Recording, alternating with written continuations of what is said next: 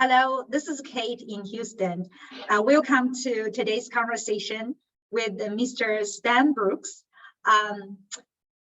Mr. Stan Brooks is a retired high school counselor. He is a very special person. He is about turned to 100 years old. He is among the very few people who live the longest life, up to 100. I checked the statistics. It is 0.004% of the population lived up to 100 years old. So I feel very fortunate to have him today. But not only that he lived up to 100 is the greatest achievement. What he has done in his life and helping the first Black student who graduated from Rice University in the old days, I guess, when Black and white people still segregated and Black kids had difficult time to go to school. Mr. Brooks helped that student, Dr. Raymond Johnson. If the audience out there, if you watched my previous interview with Dr. Raymond Johnson, that you know his life has been changed just in his high school time. And so today we have Mr. Brooks who helped him during those high school years. So I have to say, not only living the longest life is the greatest achievement for Mr. Brooks, but what he has done is really shows his character. That character is going to shine through generations. So I'd say I feel very fortunate to have the opportunity to speak to Mr. Brooks today. Hi, Mr. Brooks, thanks for being with me today. Hi. First, happy early birthday to you. Thank you very much. Yeah, today I wear the red. The red color in Chinese culture means celebration. So I just especially wear this for you to just honor you for your upcoming birthday, 100 years birthday party. So tell me where and how you grew up, just to give us a little bit background. My background, I was born in Elgin, Texas, and our family moved to Austin, Texas in 1926. I was born in 1922, so I was 4 years old when we moved to Austin. I was the youngest of 4 boys and 2 girls in the family. I see. So I moved to Austin in 1926. Wow. So then when and how did you meet Raymond Johnson? How did I meet Raymond? At Alice, he was one of the students. I had been I was a high school counselor, and my superintendent asked me to go to the junior high, which was having a little disciplinary problems among students. And so I went from William Adams High School to DeVos Junior High. And Raymond was at that time a student, a 13-year-old student. Oh. So that's where I first met him. I see. So maybe let me back up a little bit. Your family moved to Austin. You grew up in Austin, and then went to college in Austin as well, right? Correct. In UT Austin. Yes. This was. So how did you become a counselor? How did I become a counselor?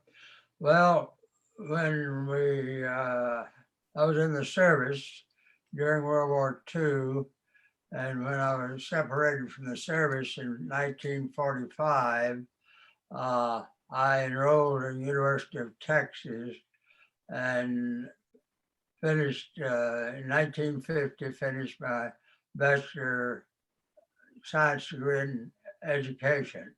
And my first job at that time in 1950 was in Wellington, Texas, a small school in North Texas. And from Wellington, I was a counselor there.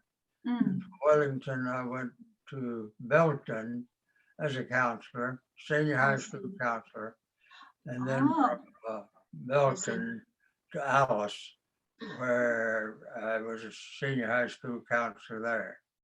Well, you let me back up further. I think I jumped a little bit faster. So you were in World War II. Then you were a war hero. You fight for World War II.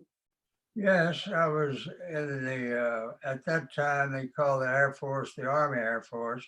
Mm. I received training as a gunner on a B-17, but the B-17 was not pressurized, and after some high altitude, I actually graduated and was made a corporal, but in high altitude flying without pressurization, 25, 30,000 or higher, my right ear drum burst, and then in the hospital for 8 days. And then they sent me back up. And at this time, both of my eardrums burst and bled and perforated. And that's when they grounded me. So I went into the ground crew and overseas in Italy on medium bombers, Douglas A-26. Wow, that's really So I served amazing. That 13 months over in Italy and eventually came back and was separated in 1945. oh wow, and then you went to college and then become a counselor. Wow. Yes. I see. Yeah. So tell me then, in the high school when you met Raymond, what was the situation like, and just some experience and story? How were the students? Yeah, Raymond. How? And the reason I became quite associated with them is because of the testing, differential aptitude tests that I gave all students. And Raymond scored very high in math and science, and just average in English. And I had determined that with help, Raymond could possibly get a scholarship when he graduated from the high school to a college, some college. And that's why and how I started working with him at that point. And although some of the teachers were prejudiced, I worked with them to encourage them to give him every opportunity, just as I did other students, because I thought that he could be make major contributions to society and be a happy individual. Wow. So you had a faith in him, and so did he get a scholarship eventually? You know what? Did he get a scholarship? What happened next? Well, he actually, I'm not sure whether most of your people or audience are acquainted with National Merit Scholarship, but the high schools have National Merit Scholars, and they, well, not every year. In fact, Raymond became the first National Merit Scholar winner that William Adams High School ever had. Wow. And first student at William Adams High School. Wow. So I got him a scholarship to the University of Texas, where he was given 28 hours of coursework credit the moment he became a freshman. And then he went on and graduated with honors. Of course, I saw him several times. I had been transferred to Austin at that time and was working in Austin as a counselor. And so I saw him quite often and dropped by his dorm. I see. And but at any rate, he, a University of Texas math and science professor who graduated from Rice, talked to a Rice professor, a friend of his, and they decided that possibly he can become a student at Rice. I say possibly because Rice University had never had a Black student to enroll or to graduate. Right, he was the first one. As a PhD student. But even let me just recap. So after Raymond went to UT, you have changed your job at that time too in Austin. So you met him during that time too. So even he was not your student anymore, you still kept in touch with him and cared for him in that process. Yes, I saw him several times. And one time his mother, I forgot to mention that earlier that Raymond did not and does not know who his father was. And so I worked with his mother. And she called me one time while Raymond was a student, concerned because Raymond and other Black kids were protesting the fact that Blacks could not do things that the white students could do, restaurants and social activities and so forth. So she wanted me to make sure Raymond was okay. And I did. I talked to Raymond. I said, Raymond, it took some effort to get you here in college, and I know why you're protesting, and I understand it totally, but I want you to be very careful because I don't want you to lose your scholarship and be kicked out of college. So anyhow, that was just one little side effort that we had at that time. I see. Wow. I felt like you kept in touch also not only with him, but also his mother. It shows that as a counselor or teacher, educator, that you did go out of your way to help a student. Well, yes.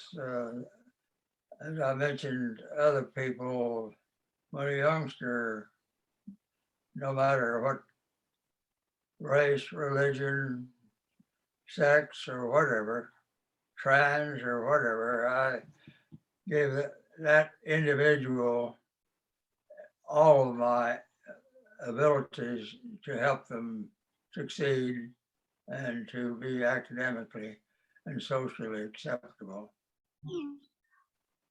Yeah, thank you. That's really, I myself is an educator, and many of our audience are teachers, counselors. I guess what you did really encouraged me as just a teacher. Sometimes in America, a lot of teachers feel like they're not paid enough, for what they're valued, but they can help a student, change their life. So, and thanks for what you did. I feel when I heard the story, I felt really encouraged that what you did can help change a Black student's life and eventually life trajectory. Dr. Raymond Johnson eventually graduated from Rice as the first Black PhD student in mathematics and went on to become a tenured professor at the University of Maryland in mathematics department and the chairman of the mathematics department, and made a great contribution to mathematics world. And he has helped about maybe 50 students that got their master PhD degrees in mathematics. As you have predicted, he did make a major contribution to the world. So today, so I have a surprise for you. Hi, welcome, Dr. Johnson. Hello, Mr. Brooks. Oh, hi, Raymond. Can you see me? This is good to see you.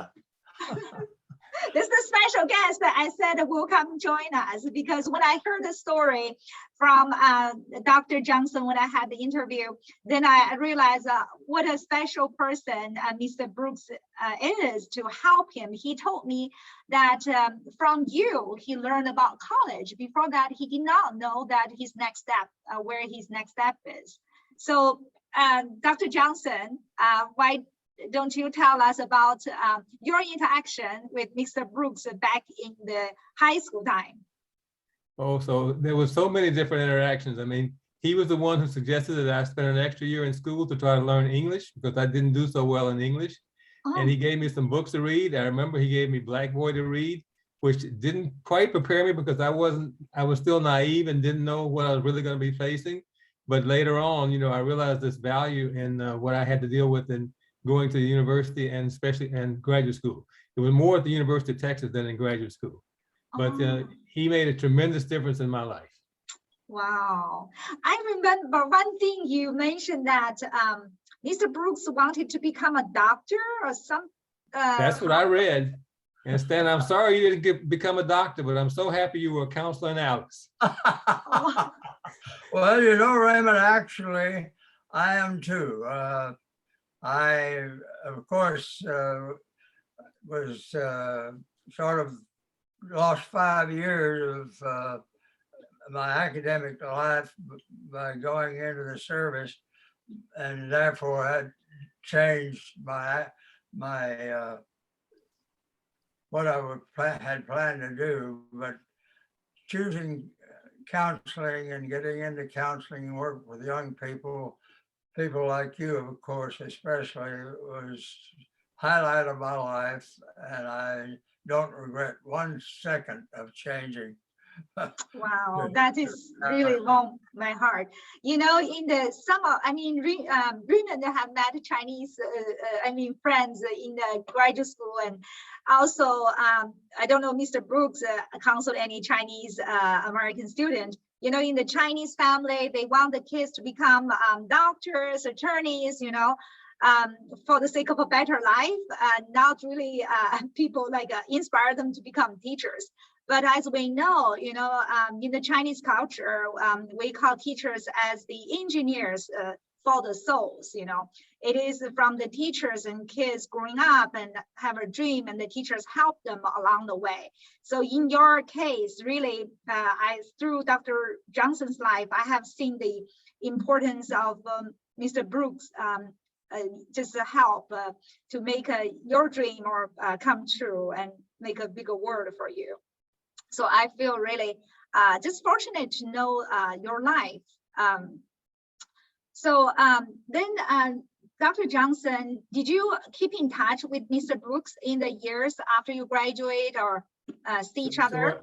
As he mentioned, he drove me to Houston when I went off to graduate school. And then in 2000, I think it was about 2012, I was living in Houston after my divorce, and I had a meeting in Austin, and I drove by and saw him in his house and spent a nice hour or so visiting. Wow. So this is a mentorship or a friendship that lasts a lifetime. Absolutely. And I absolutely want to say happy birthday, Mr. Brooks. I'm so happy that you made it this far. I want to be like you. Yeah, so Mr. Brooks, what's your secret for the longest life living? Well, one never knows, Raymond, about that, but I feel very fortunate. And as long as I have reasonably good health, I'm all right with continuing my life. That's the important thing. For me, I guess in the Chinese philosophy, being a kind person, that's also getting reward from heaven. So longest life, I think because your character and kindness maybe have something to do with it. So also, I'm going to ask you another question, Mr. Brooks, just as you are one of the longest living person. So what would you think in terms of life or how you meet Raymond? Do you believe there's something like a bigger magic power or put us together, or you purely just believe in science or no magic power or God or anything like that. How it all came together? Is that? No, No, just like your philosophy in life. Do you believe in a higher power, like put people together, No, or I believe it's just in God, natural if by that's accident? what you're asking, and I hope that I did not ever proselytize to any student my beliefs in religion, but I hope that I have lived a Christian life, and So you do believe you believe in God? Yeah. Ah, I see. Scientists can believe in God. I do Oh, also. okay. Wow. So tell me And more I about Dr. I Johnson. also believe that I was in a tent when I was overseas during World War II of 6 people. There were Protestant, Catholic, Jewish, atheists, and from states all around the United States. And we got along, I got along with them beautifully. I think that you should not prejudge a person for his or her beliefs, and never entered into any thought process or my working relationship with a young person. And I didn't, that wasn't even a factor. I gave every effort to whoever came through my counseling door. I gave every effort I could to each individual student. I see. Wow. What would you want to follow up on saying, Dr. Johnson? You said made a comment about science and believe in God. Well, no, I guess I was more going to follow up on your comment about the, Chinese students. I learned a lot from, my classmates, and my classmates, like Mr. Brooks says, were all different types. And in particular, my friend CC2 taught me a great deal about China. Otherwise, I would have been totally in ignorance of so much about the world. I guess, again, the first time I heard the word green tea and its values was from CC2. So I learned a lot while I was in the graduate school, not necessarily all about mathematics. I see. Okay. Wow. Well, the other thing that I think sure Raymond would affirm, he and I both were fortunate in the fact that I could put him with very strong teachers. In junior high, Ernestine Glossbrenner, who was an excellent math teacher, and then in high school, Larry O'Rear, who was very, very instrumental in helping Raymond become, academically speaking, what he became, and helped him immensely. I see. So, yeah. Of course, Miss Ramey oh yeah, was pretty tough cookie, but I think also it helped him in the verbal and English part of his career. so wait, can I ask Mr. Brooks, do you remember Jim Allison? Oh, yes. I went to school with his brother, Mike, I remember. And so then when I found out a few years ago that he won a Nobel Prize in medicine, I was astonished, first of all, but then, he had a completely different experience with Mr. O'Rear because he wanted to study biology and he wanted to study the theory of evolution. And Mr. O'Rear was having none of it. Right. He mentioned that in there's an article, a 1-hour program on PBS about him. He talked about Mr. O'Rear at the beginning. Yes, Jim had some problems relative to Mr. O'Rear, but he learned a lot.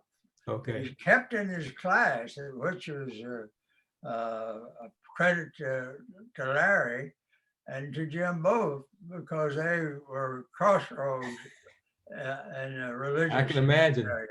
I Yeah. see. So, Mr. Brooks, did you also counsel Jim Allison? Oh, yes. He was 12. He was younger than Raymond, 2 years, I believe, younger than Raymond, and he was 12 years old. And I'm sure Raymond probably remembers this. His mother died, and I had counseled the older brothers, Allison brothers. And so Mr. Allison, or Dr. Allison, he was a medical doctor, knew me. And so when mother died, his mother died, Jim's mother died, Dr. Allison asked me to work with and help Jim through the grieving process. And that was, he was 12 years old at the time. I And see. so I did. I worked with Jim too. Wow, you have not only Dr. Johnson, but Dr. Jim Allison. Wow, Alice, this little town come out really amazing people, and also you, Mr. Brooks. How many students can you estimate you have counseled over the years? Probably around 15,000. 15,000. Wow. And not everyone was with the depth that I worked with Raymond and Jim and others. But some of it, a lot of it was academic. And for example, a little girl came in one day, this is also an Alice, and came in and she said, "Mr. Brooks, how can I be popular?" That's just one example of the types of things. It wasn't only academic issues, it was social issues and home problems. And so I work with a lot of students, not at the depth and length I did with Raymond and some other, and Jim and some others, but work with them. Yeah, well, I went to all the way to college in China. In our education system, we did not have a counselor. Kids just go to class and then go back home. I wish there's a role like you, Mr. Brooks, and can help students, not just academic study, but also have someone to talk to or even ask questions, like that. So also now we have another special guest, Anna. Without her, I probably would not be able to track down Mr. Brooks and then have today's conversation. So thank you, Anna. So Anna is the lady who connected me with Mr. Brooks at the introduction of the Dr. Johnson. So Anna, tell me how you connect Dr. Johnson and to Mr. Brooks. Tell me the process. Well, it was just interest, I guess. I was having dinner with Stan, with a few of us, and Stan told us the story. It's late in the evening, and Stan tells us this story about living in this itty bitty little town, and there's this kid Raymond, and then he goes on and talks about driving him to Houston and going into the restaurant with the black kid, and they did let them in, but just the bits and pieces of the history. And I was sitting there just enchanted that Stan, who was just, to my mind, just the old high school counselor, had actually changed a life. It was clear that had occurred because I'm 10 years younger than you are, Dr. Johnson, and I know a little bit about what the opportunities would have been for Black kids at that time, especially one in a tiny little town in the middle of nowhere. And so it was clear that it would have taken extraordinary effort to get a kid into Rice. And I didn't even know, of course, that Rice didn't allow Black students, which is insane, or seemingly to me. But the whole thing just started a dinner conversation, and I was totally enchanted with the story. And so I looked up Raymond.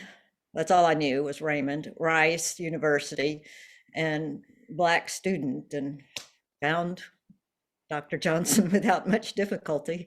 And I was very interested in finding him because I thought the 100th birthday was coming, and I thought it might be an opportunity for them to get together. I thought that would might be fun. Yeah, well, thanks to you. When I talked to Dr. Johnson and he told me about the connection through you, and then I followed up, and then I met Mr. Brooks. So I got to hear this just really wonderful, inspirational story. Can I say to Ms. Hilbert, and one of the things that she's absolutely right about the difficulty of getting out of a small town like Alice. My plan to escape was to join the Army and get out of Alice. Well, and that would have been a terrible decision at the time. Thank goodness for Mr. Brooks. and I guess it was still segregated in the Army at the time, right? Well, no, the Army was integrated, but unfortunately the Vietnam War happened a few years later. So I don't think it would have been a winning plan. One of my cousins had joined the Army and he actually did survive. So, I didn't know that was one way to get out of Alice. Well, at least you had a plan, because my sense was, okay, your parents would just expect you to do whatever they were doing, and then you'd never go anywhere, Wow. I mean, typically people don't have the gumption to think about getting out of town. Yeah, but I really thanks to you, Anna, that you follow up with your curiosity, and just today the meeting is really thanks to you that I guess waved us together, and I feel this is really amazing just to see the lives of Mr. Brooks of 100 years. And then Dr. Johnson, who came out of small town and made a contribution to the world, to other people's lives. That's I guess our conversation. My intention is to inspire young people who are trying to make decisions about their lives, whether choose one career over another, but that decision may change other people's lives as well. So today is a great testimony of how Mr. Brooks have helped his students, and then that legacy carried on through Dr. Johnson. So, and thank you, Anna, again for your kindness to connect us together. And I wish, I guess all us together wish a great happy birthday to Mr. Brooks. Happy birthday indeed. Don't worry, I'll be there. Good to see you, Raymond. Great to see you again. Yeah. And nice to Thank meet you, you. Anna. Thank Nice you for to meet joining you in us. person Yeah. too, such as it is.